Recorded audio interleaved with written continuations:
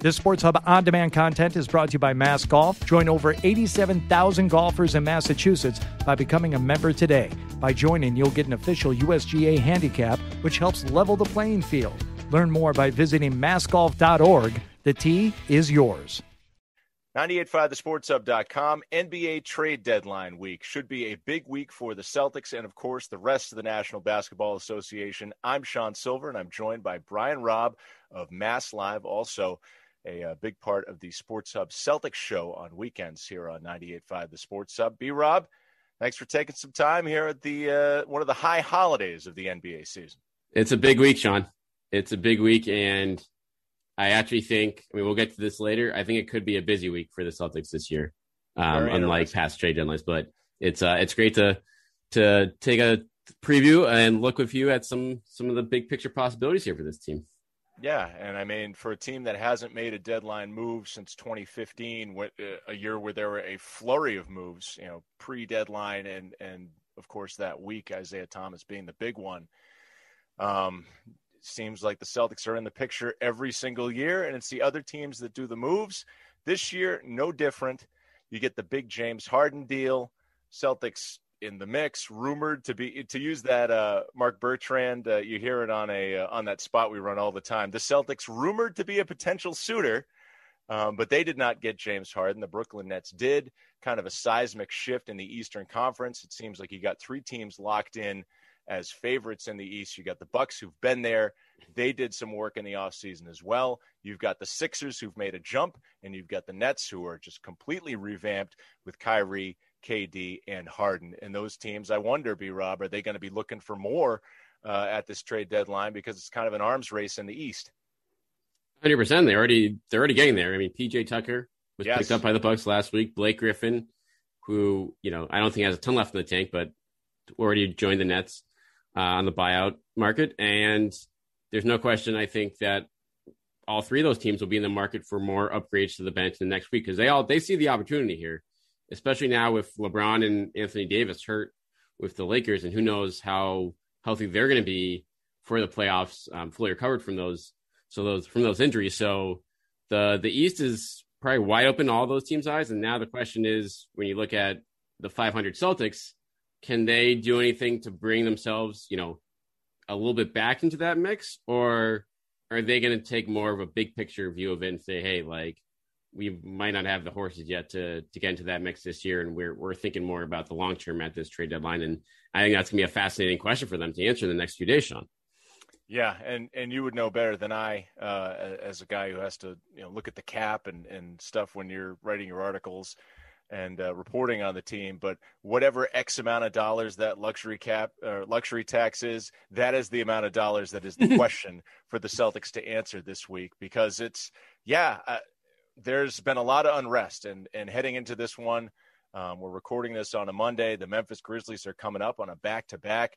The Celtics coming off a win against the Magic, but the stuff that preceded that win, definitely a bumpy road, and definitely some unrest among Celtics fans, many of whom say that the move should be moving on from a Jason Tatum or a Jaylen Brown. Do you think that's even something that this group approaches? I will say completely no, but maybe it's something that you got to feel on, B-Rob.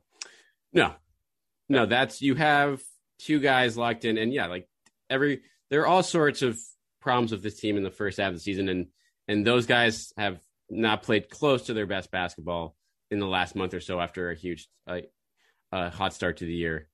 But both are under team control for the next 4 years. That's your building blocks. And so are there players in the league the Celtics would trade those guys for? Yeah, a couple. Like a Bradley Beal, right? Even that, because he only has a year left on his deal. Would a player like Jaylen Brown for Bradley Beal, who is the better player right now? I'm not sure. Say offensively Beal, but right. You lose things because Beal being a smaller defender. It's just, and I agree with you. How much does that move upgrade the team? It may actually cause them to take a step back just because you're bringing in star power. They're both all-stars. Beal, the leading scorer in the league, but it's any sort of move like that, you're gonna cause some damage to the structure that you develop. And some people don't think that it's the Celtics are structurally sound necessarily right now, but I feel like it's more adding around the margins. And there's some questions about kind of the middle class of your payroll that you've got to answer. Exactly. And so from their standpoint, I think they look at it, Danny Ainge and his front office, where you have these building blocks in place in Brown and Tatum. They need parts that fit better around them. And so you have to look at the rest of the picture around them. And so Kemba Walker is someone where he's a player who makes too much money right now for what he's producing, and you're probably going to have to give up stuff to even get rid of him in the first place. So a move like that probably isn't going to happen now, but anyone else on this roster, from Marcus Smart all the way down to the rookies, I feel like could conceivably be available in the right trade if it brings in a piece that is a long-term fit next to Tatum and Brown. And so that is the question that is why we're hearing so many different names, I feel like, Sean, this week of all different varieties, from the John Collins of the world to the Belitzas out in Sacramento, like varying members of the middle class.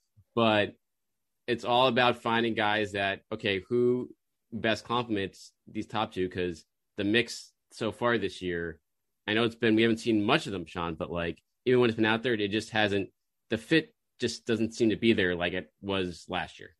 It's just clear that Kemba Walker's not Kemba Walker, and sometimes he is, but mainly the nights that he puts up stats is because he has a nice little run, hits 3 or 4 shots in a row, and then he disappears for a quarter and a half. Right. And it's just kind of like, well, I know there's physical reasons for that. I've always loved the player.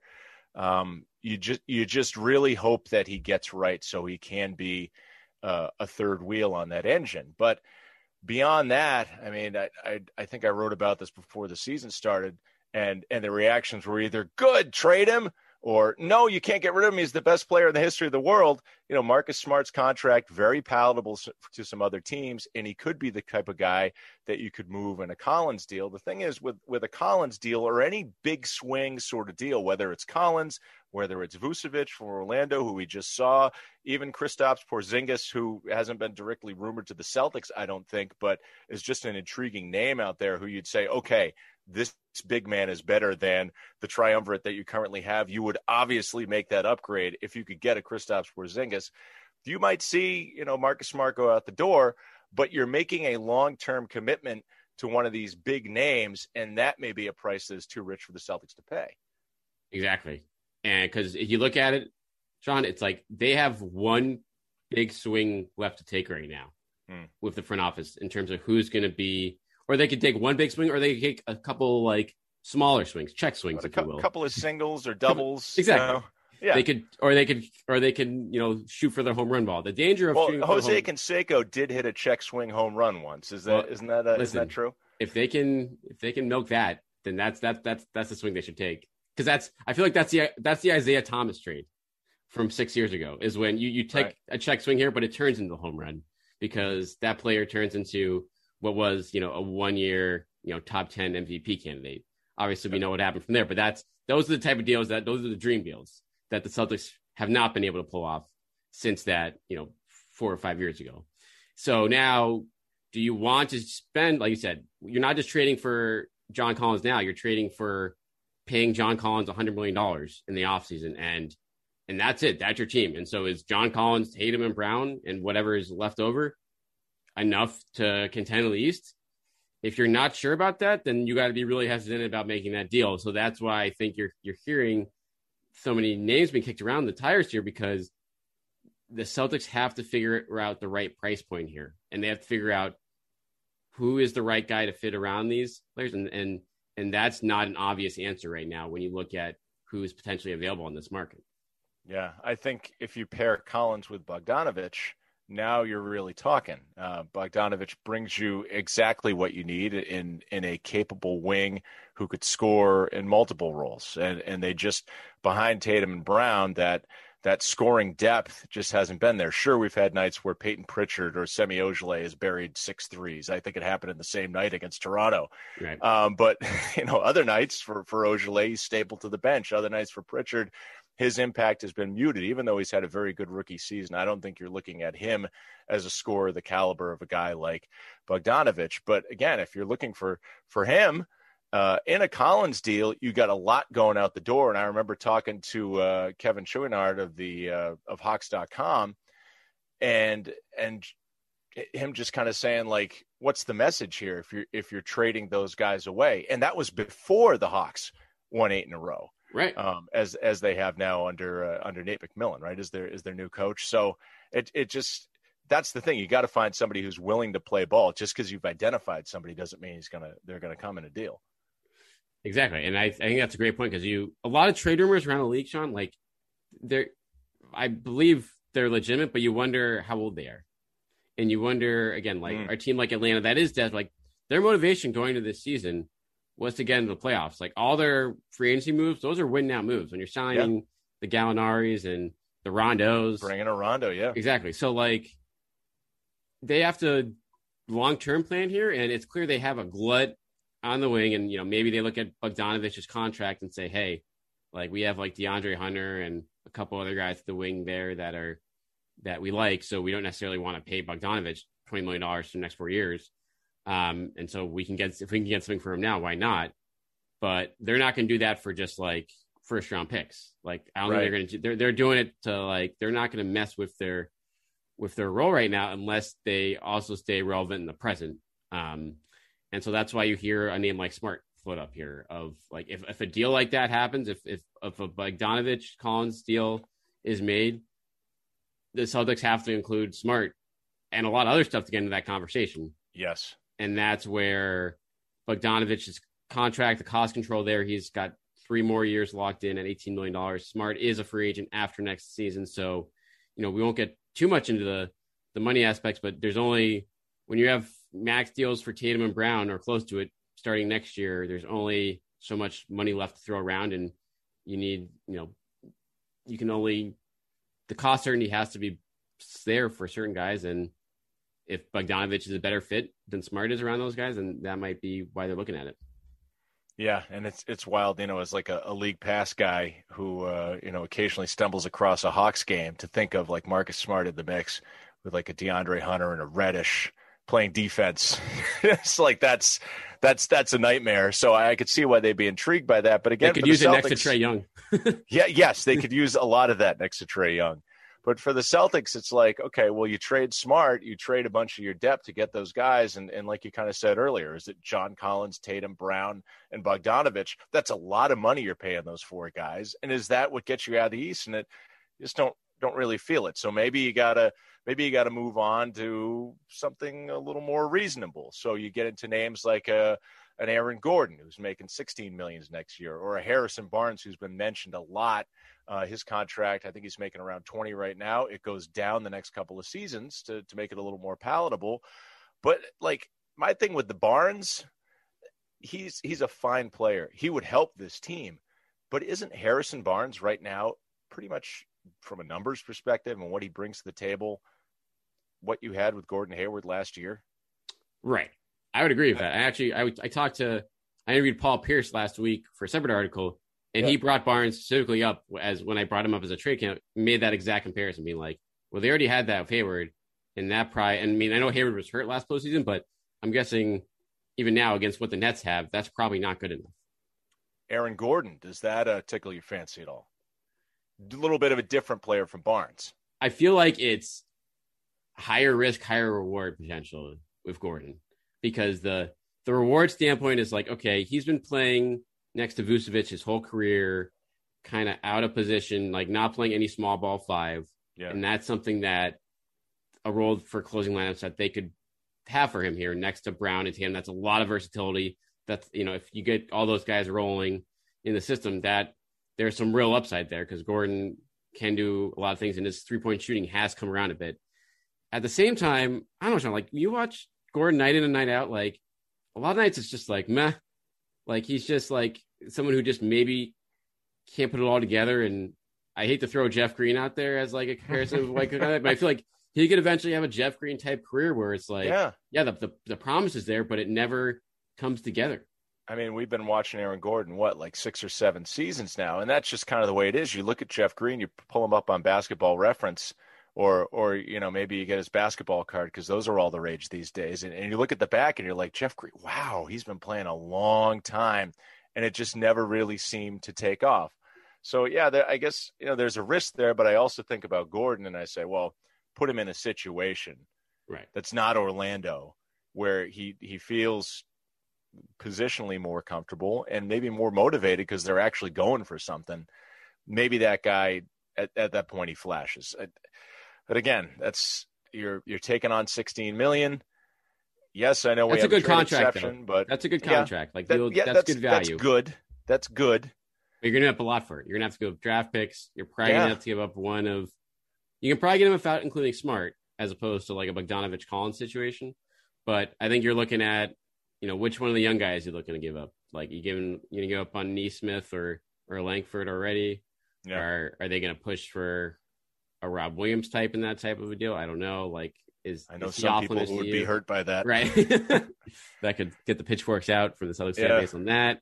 And so that is, again, finding that price point. I think the Magic, from what I hear, realistically, they're pushing for like 2 first-round picks. I don't think they're going to get that for Gordon, but I think like a good first and a young player. And I guess the good news here, Sean, for the Celtics draft capital, their first-round pick for this year could be pretty decent because going 500 for the first 41 games of the year, 42 games of the year, that will make you. If you're forecasting right now, it looks pretty good. Right. And this is supposed to be a pretty good draft. So that'll be a fascinating standpoint. What else? Do you like anyone else in the Magic have, they might have a for sale sign outside, in the Amway Center down there. Anyone else you like from a fit standpoint?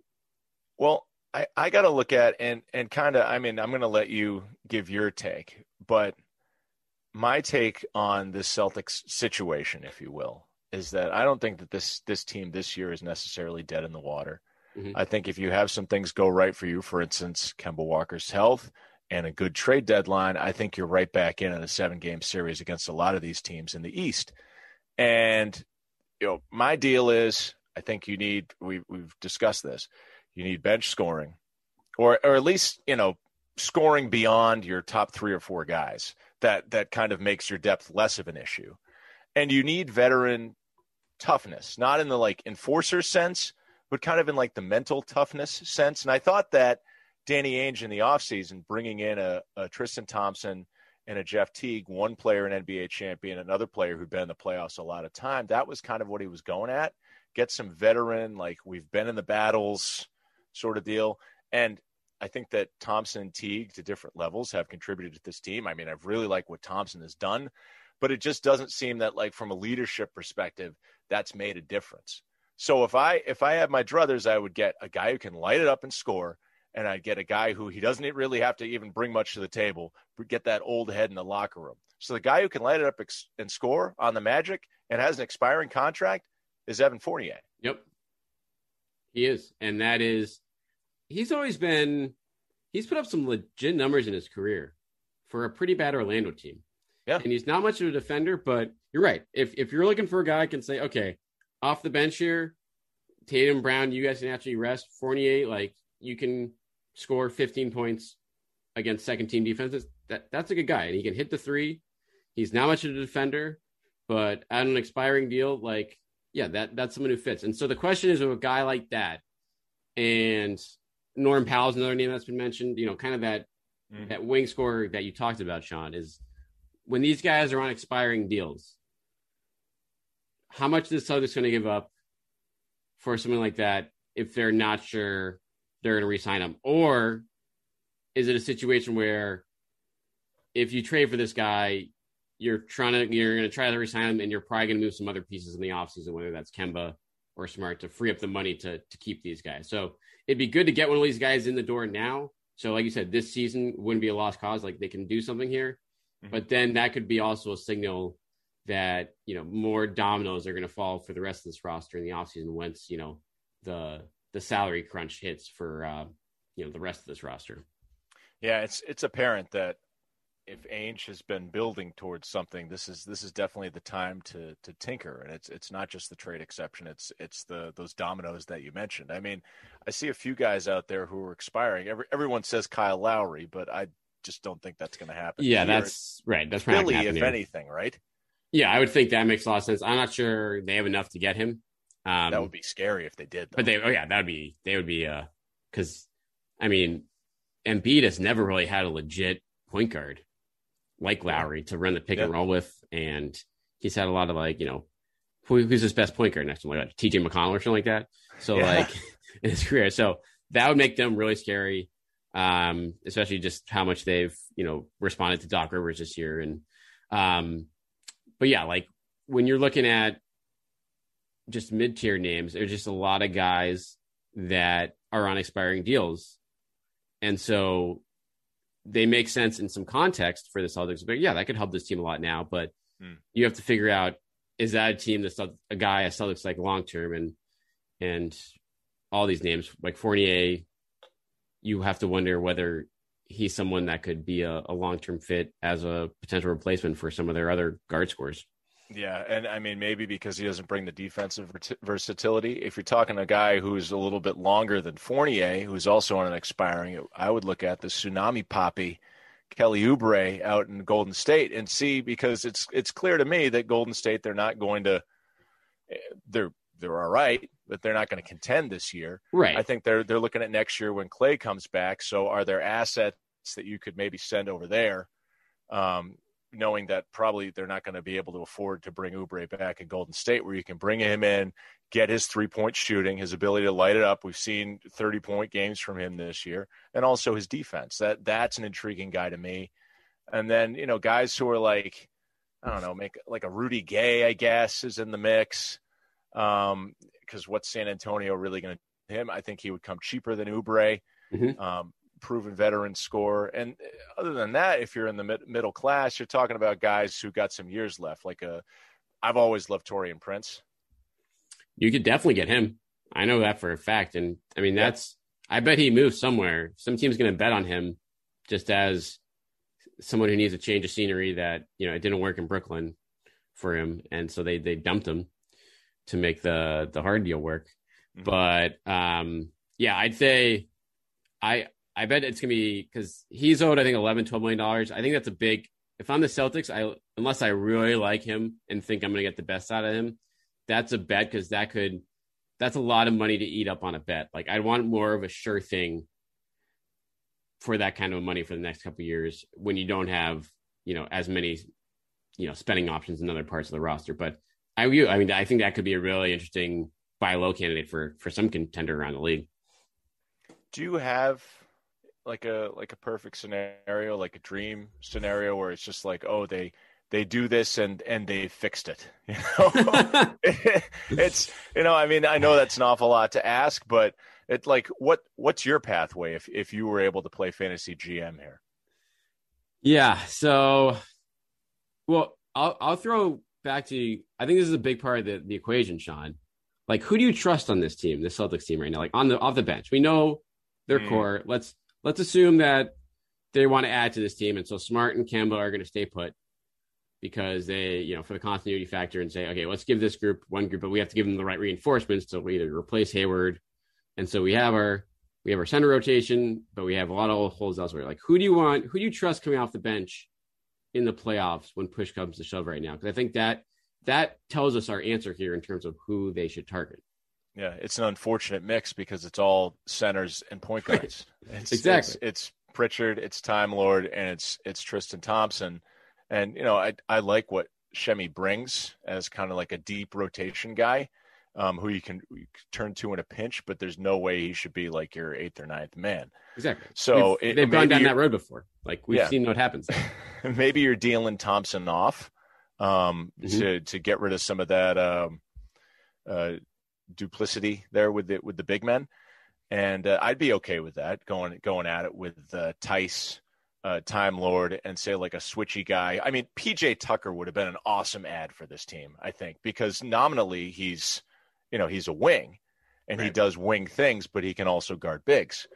but that ship has sailed. So to me, it's glaringly evident that they need a versatile wing player who can fill it up. And maybe that's just like a unicorn that they're not going to find out there. But again, maybe it's two moves that get you that. Maybe you get the versatility with one player defensively, and maybe you get the shooter somewhere else. Right. And so from that standpoint, I think a name we already talked about, I think Bogdanovic makes a lot of sense because you have him locked up long-term. So the flight risk isn't there. Yep. Unlike a guy like Fournier or something like that, who, maybe he wants a bigger role, wants to start, which he might not necessarily get to do here. And so he, books it if you trade for him after the season. But Bogdanovic, again, he's been in situations where he hasn't had a ton of talent around him in, most of Sacramento during his career.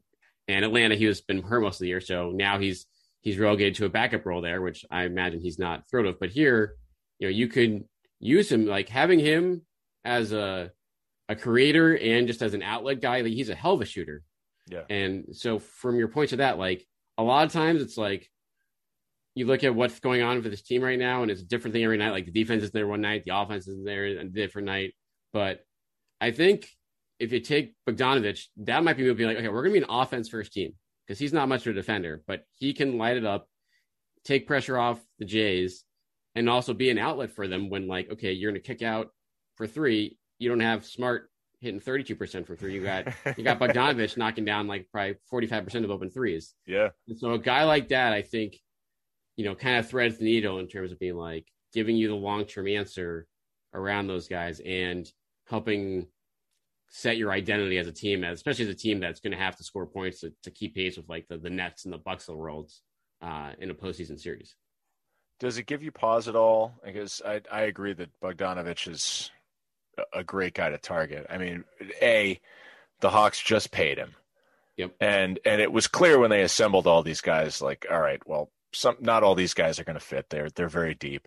But, you'd have a little bit of egg on your face by giving a guy a big contract. And so you're going to expect something if you're getting rid of him after a 6-month trial, not even 6 months. So does it give you any pause that, the Hawks might ask for a lot in return? And similarly, that, you mentioned the no flight risk is an advantage, but you've also got him on the books for a number, say, bigger than what Marcus Smart is making right now. He's automatically your fourth highest paid player on the roster on a, average annual value. Right. Yeah. So, I mean, and you got to project out right now if you're the front office and be like, okay, what is Smart's next deal going to look like? Do we think he's going to be under 18 million? Do we like him at that price? Do we think that he's the right player for that price to maximize his team? Or are we best off putting that money elsewhere? And I think it's possible to keep Smart in this situation. Like, I think if you're going for Bogdanovic and Collins, yeah, Smart is definitely he's got to be out the door in that situation. Tristan Thompson's gone. And you can work some stuff to trade, with a trade exception, but you're getting rid of probably at least one important player piece to land guys like that, along with picks and some of your young talent. But with Bogdanovic, it might be a situation in Atlanta being like, okay, let's get something for him now. Like, this is not, a long-term fit for us, but we use our cap room and now we can add to, whether it's draft picks or just another young talent. But like, if you're the Celtics, you can say, hey, we'll give you one of our young wings, like the one we like less potentially, or like a couple. Here, take Romeo. God knows when he's going to crack. Yeah, right. I mean, but it is because it's like that situation for them where it's like, okay, that's cost control for us in Atlanta, and let us like maybe they want to be big in players in the cap in the free agent market this summer and say, hey, we can get someone who's a better fit for us than Bogdanovic. So let's if we can get something for him now, let's move him. And so I wonder if that it's interesting to know, when you think about these scenarios, like what is motivating these teams right now and what are they trying to shoot for? And so the Celtics are in a spot where with this trade exception, they don't have to send Atlanta $18 million for next year. Right. They can just send them a couple $1 million and a pick or something like that. And then that could be a win-win situation for those teams involved. So that makes me think of a name like this surfacing, being like, okay, he's clearly available out there. He's getting all their teams are inquiring on him too. And so, but the Celtics might be in a position to give the Hawks what they want more than other teams around the league that don't have a big trade exception.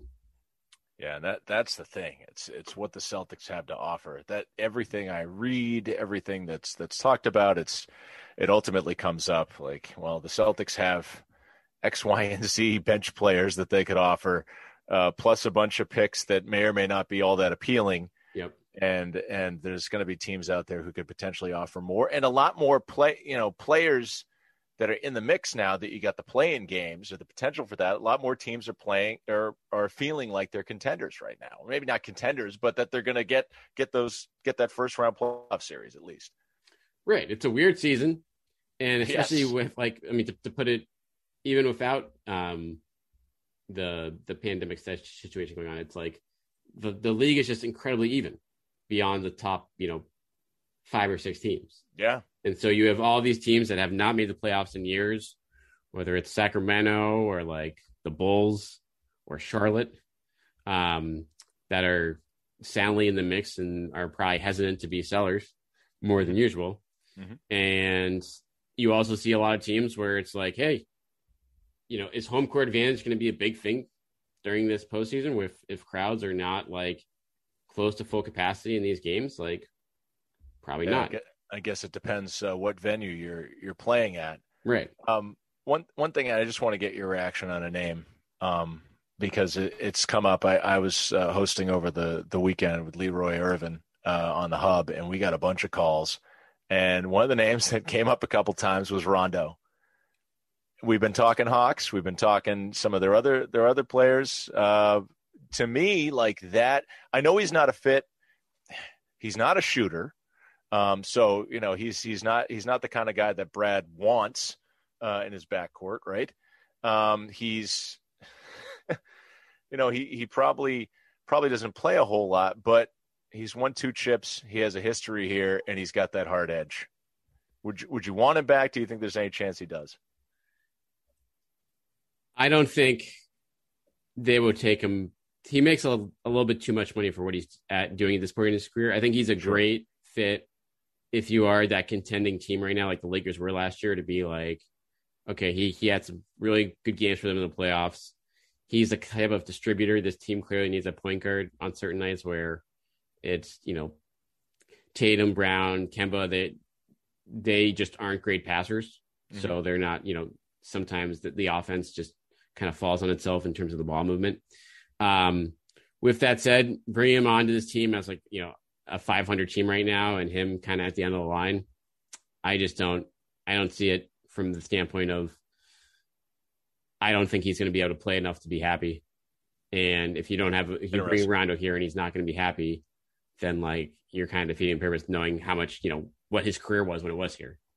So it's an intriguing name. Like, and again, and to your point too about the Hawks, they won 8 in a row right now too. So like maybe the impact down there of him is starting to come around, but I think you're better off going younger than Rondo at this point in his career. Whatever move you make, you want to have someone who's like not the end of the line, as opposed to someone who can, build for 2 or 3 years going forward.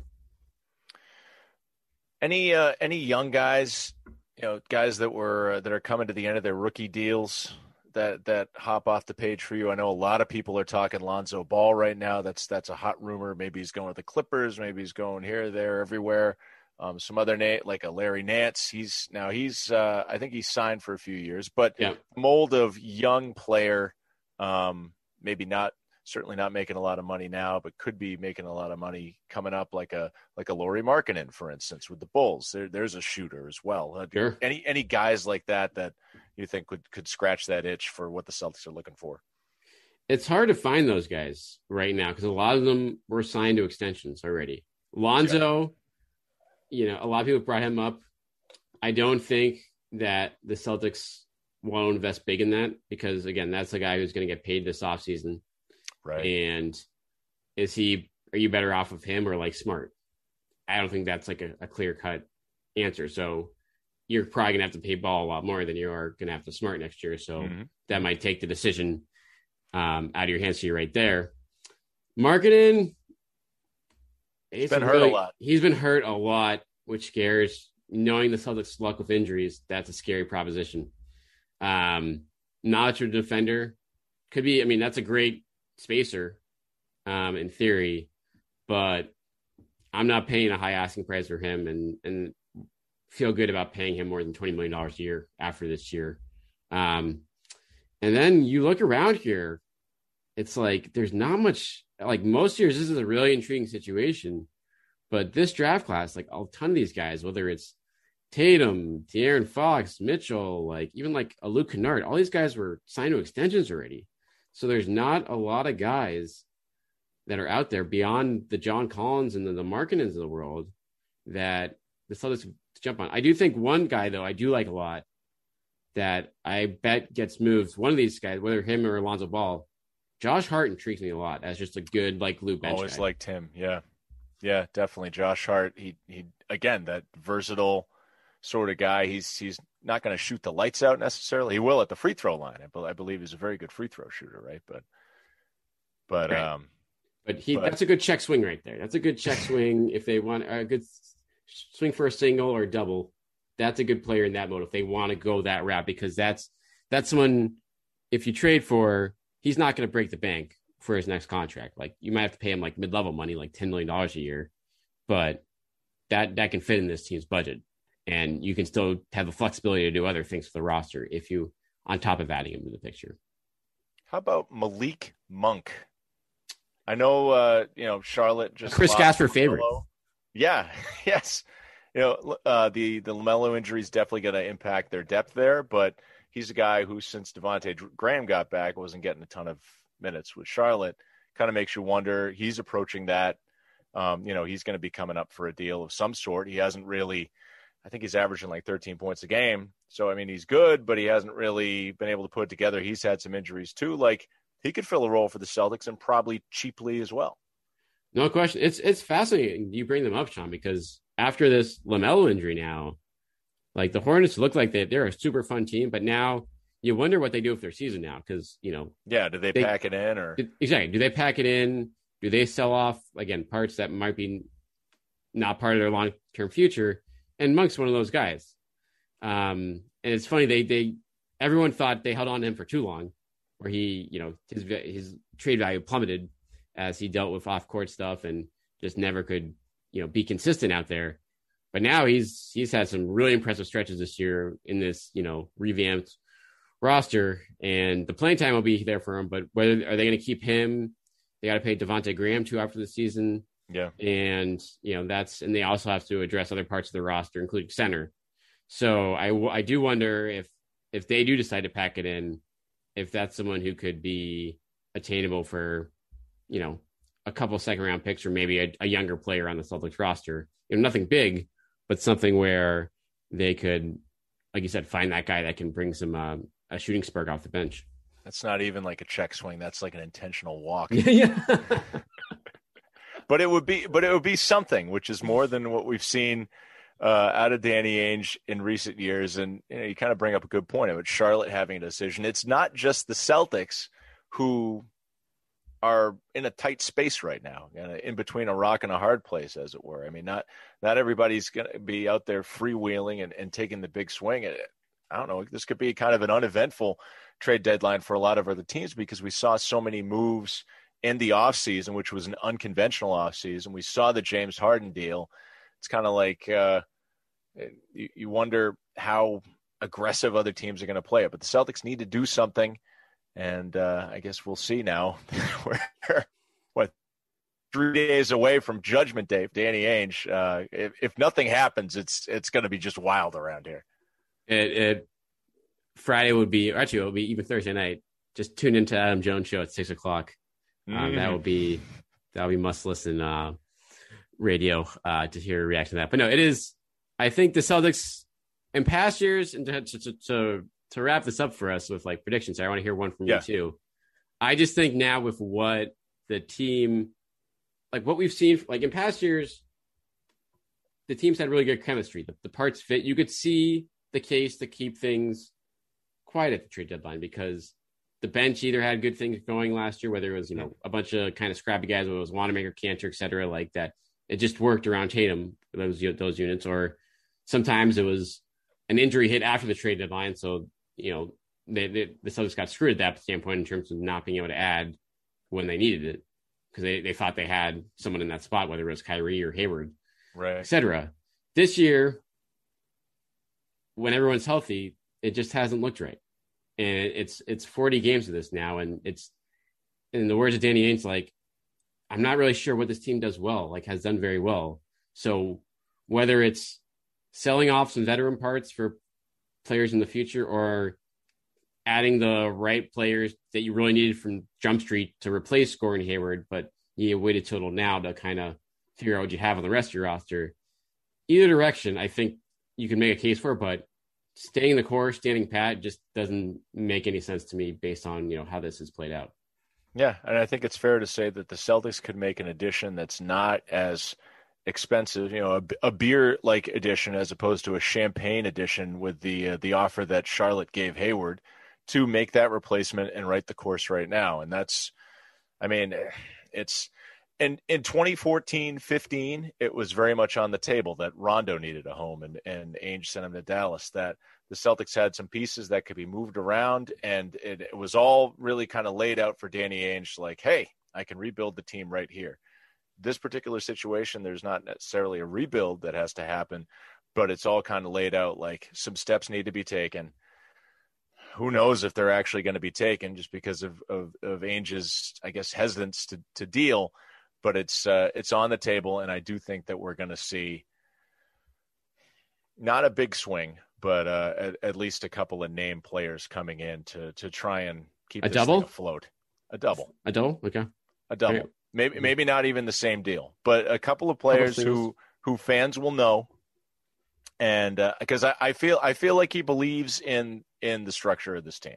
Yes, I think he believes in his two superstars, and I think if you're Ainge, you got to put your support behind what you currently have, because doing anything but that is admitting failure, and altering it too much puts you in danger, luxury tax wise, otherwise in the coming years. 100%. And I'm with you. I'm going to go with you. We're going to see a double, maybe a couple singles. Nice. A little bit of a rally in the second half, and it should be fun. It'll be a busy week, and we're going to get back together and respond to it after this, right, Sean?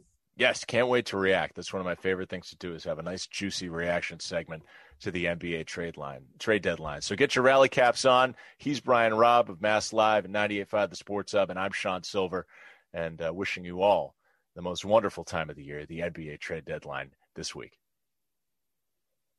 Hey, it's Maz for DraftKings, where they have basketball, hockey, golf, and so much more. DraftKings, the leader in one-day fantasy sports, here to put you in the center of the action with millions of dollars in total prizes up for grabs all week long. Download the DraftKings Daily Fantasy app now, use the code SPORTSHUB, and for a limited time, new customers can get a free shot at millions of dollars in prizes this week. Again, the code SPORTSHUB to get a free chance at millions with your first deposit. Only at DraftKings. $5 plus required. Eligibility restrictions apply. See DraftKings.com for details.